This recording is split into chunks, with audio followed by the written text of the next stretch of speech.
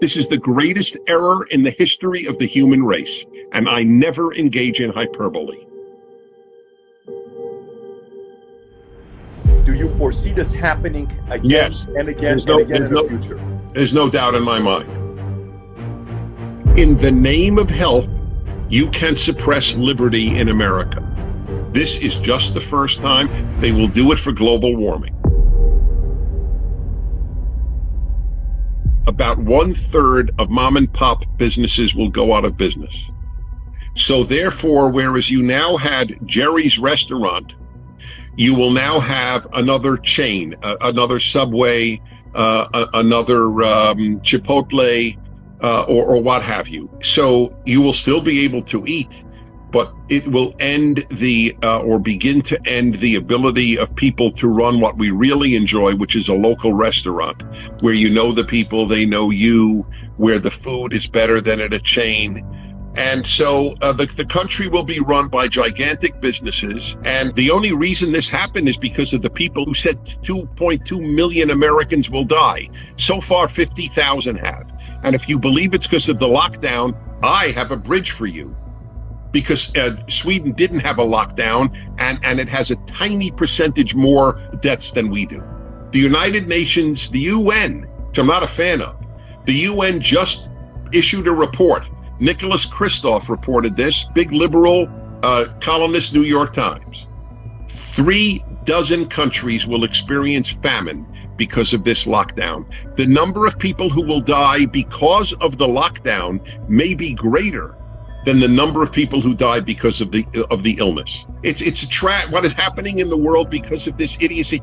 India, 1,300,000,000 people, sends people out of work in the hundreds of millions. 800 people have died in India. There are probably more people who are run over by cows in the course of a year in India.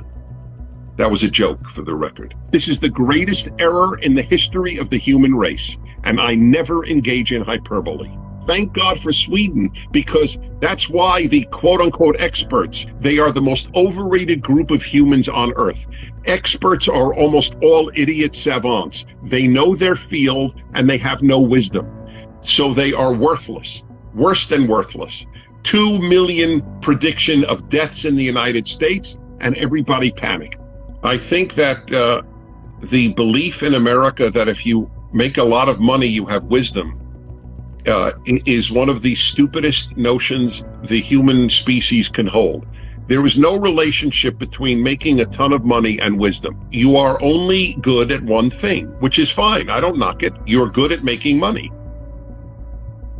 In life, it's a rule.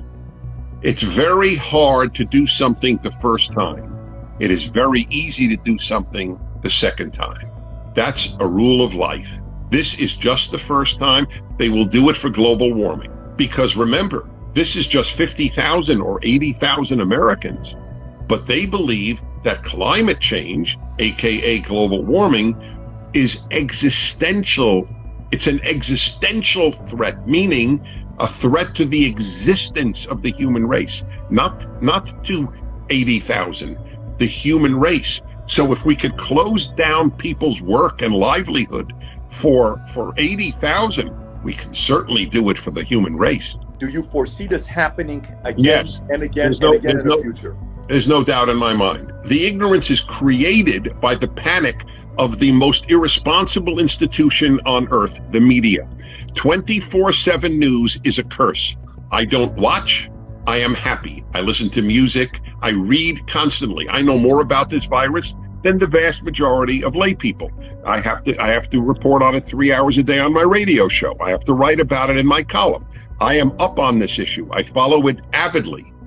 And the risk is minuscule if you are healthy.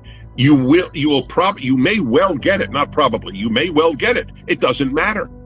It doesn't matter. The 80% of the people who get it don't even know it. By the way, I'll give you another example of how Americans are misled.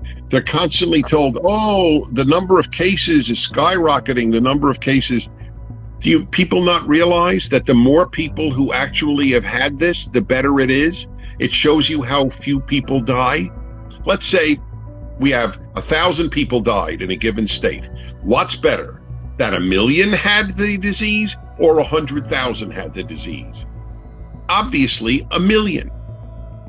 So the number, oh my God, look at how many cases. Sweden hopes the whole country had cases. Then they're immune. The number of cases is not a bad thing. The number of deaths is a bad thing. Here is the key to becoming an adult. For your young listeners, here's a revelation. Most people never become adults. They grow, they get older, but they don't become adults. You become an adult when you decide to become an adult. One of the keys of being an adult is to always ask this question: what is the price? A child doesn't understand that. An adult should. Everything comes with a price. If you get married, what is the price of marrying? What is the price of staying single? What is the price of having children? What is the price of not having children?